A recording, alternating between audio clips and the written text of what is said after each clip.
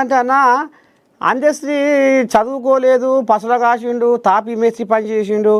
ఆయనకు సాహిత్యం ఎట్లా అబ్బింది, ఈ సాహిత్యం పట్ల మరి ఆయనకు పదాలు ఎట్లా అల్లిండు అనేది కూడా కొంత కొంత అనుకుంటున్న ముచ్చట. ఇది నా సొంటోళ్ళు ఊర్ల పొంట ఉన్న జనాలు ఎట్లా నిజంగానే చదువుకోలేదా అందశ్రీ? నాకు తెలిసి మాత్రం ఎప్పుడు నా ముందు పుస్తకం గాని ఏదన్నా రాయడం కానీ చదవడం కానీ మాత్రం చేయలేదు. మేము అంత పని చేసినా కూడా ఆయన బతుకంతా రాసపుండు అయిపోయింది. అబ్బా, ఆ రాసపుండుకు పారిజాత పుష్పం తెచ్చి తాగిస్తేనే పుండు మారుద్ది, కానీ ఆయనకు పారిజాతం లేదు, పుష్పం లేదు. బతుకంతా పుండే పరికంపై ఎట్టేవులా రేగుబండి వేస్తే తీసుకోమంటే తీసుకుంటా అంటే చేతికి ఎన్ని గాయాలు అవుతాయి. వామ్మో, అడుగడుగునా మొత్తం ఇట్లా కొండ్లు అన్న తను అంతా గాయాలే. ఇంకోటి గొప్పగా చెప్పాలంటే ఆయన చచ్చిపోయేంత వరకు కూడా ఆయమన్న తిండి ఒక ముద్ద తినలేదు. అబ్బా అబ్బా అబ్బా, ఆయమన్న తిండి తినలేదు.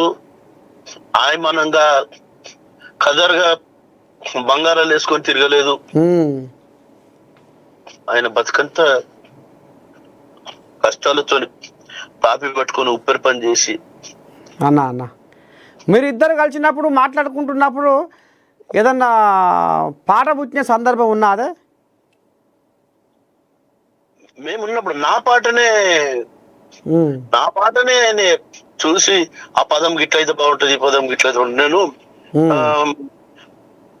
మంత్రసానై మనకు ప్రాణాలు పోసి సందు సందుకు ఎన్నో సేవలను చేసి పుట్టిన పిల్లలకు పురుడులు పోసి పురుళ్ళు చేశాను. నేను పురుళ్ళు చేశానంటే పురుడులు పోసి అనాలే. ఇట్లాంటి పదాలు ఆయన పాట ముట్టుకునేది. ఆయన లేకపోవడం నిజంగా ఈ నా ఉచ్ఛ్వాస నిశ్వాసాలు ఉన్నంత కాలం నాకు కూడా ఒక రకమైన గాయమైనట్టే. నాకు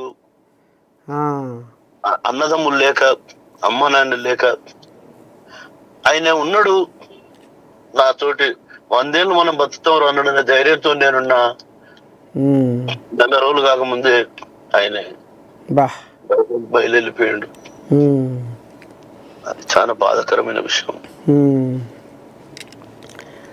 ఇంకా అన్న అందశ్రీ పాటలు ఎంతో మందిలో మార్పు తీసుకొచ్చినాయి. ఆయన ఎక్కువ సామాజిక కోణంలో ఉంటాయి అనేది అంటుంటారు. ఎట్లా ఆయన అందశ్రీ రాసిన పాటలలో నీకు బాగా నచ్చిన పాట ఏంది? ఆయన అన్ని పాటలు చాలా బాగుంటాయి, అన్ని విధాలుగా అంత పవర్ఫుల్ గా. జననాట్య మండలి కంటే పవర్ఫుల్ గా రాస్తాడు ఆయన. కానీ ఆయన తల మీద చుట్ట బట్ట, ఆ పైన పండ్ల తట్ట, పండ్లు పండ్లమ్మో అంటూ పళ్ళంతా తిరుగుకుంటూ బాజర్లా కూసుండమ్మి బతుకెల్లా తీసుకున్నా తెనుగొల్ల ఎల్లమ్మ ఏది నా తల్లి జాడ కండ్లల్లాగా నారాదేమి. ఈ పాటలో నాకు నచ్చిన చరణం, తల్లి కోడి చుట్టూ పిల్లాలు తిరిగినట్టు, తల్లి కోడి చుట్టూ పిల్లాలు తిరిగినట్టు, బంటోళ్ళ తల్లి గంప చుట్టూ పిల్లల గుంపు, 2 పావుల దినుసు కుక్క పావేడు పండ్లు, కొసరెత్తే బుద్ధేడా జీరేది, పెడితే బుద్ధేడా జీరేది, కోసన్ని పండ్లు కొసరేసి బుజ్జాగించదటడు.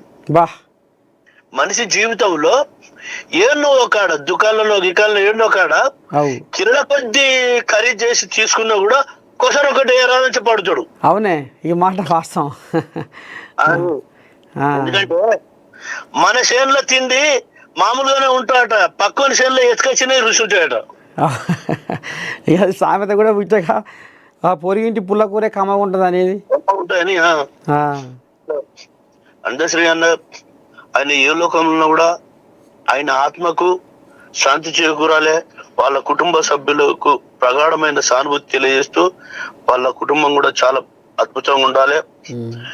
అందరి గుండెలలో, అందరి గుండెలు శిల్పాలు అయితే ఆ శిల్పాల మీద చెరగని ముద్ర అందశ్రీ అన్న. మరి నిన్న అంత్యక్రియలు గట్కేసర్లో జరిగినాయట. మరి నిన్న ఎంతమంది వచ్చారు అభిమానులు? ఎటేట సంగతి, ఎటేట జరిగినాయి అంత్యక్రియలు? వేలాదిగా తరలిచ్చిన. ముఖ్యంగా గొప్ప విషయం ఏంటంటే తెలంగాణ రాష్ట్ర ముఖ్యమంత్రి వర్యులు యనుమల రేవంత్ రెడ్డి గారు కుల మత వర్గ వర్ణ భేదాలు మర్చిపోయి ఒక మహాకవి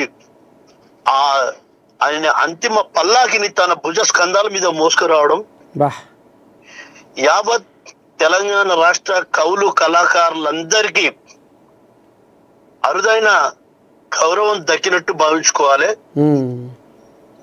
గతంలో గత పాలకులు గాని, గత ప్రభువులు గాని, గత రాజులు గాని